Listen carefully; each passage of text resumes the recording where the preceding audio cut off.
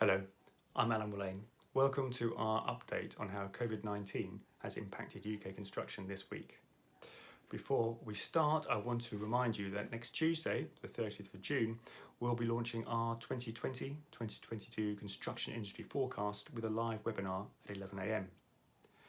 Given current market conditions and the undoubtedly challenging economic outlook, I think this is a must-watch event for any company within the construction industry that is currently planning their strategy for their business over the next 2 years. Full details of when and where to watch and how to post your questions to our panel are included in the video description and are also on our social media channels.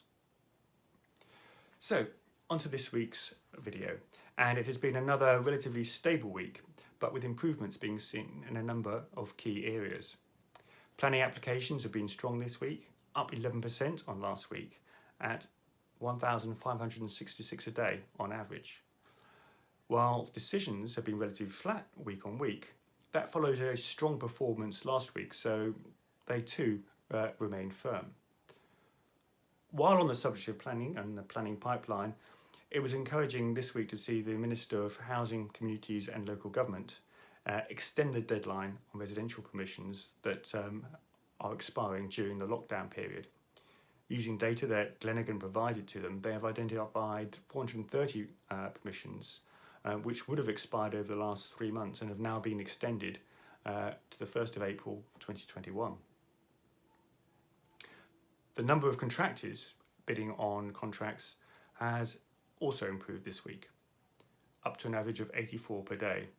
This is back to a level not seen since before the lockdown, and we have identified a rise in the number of bidders since May.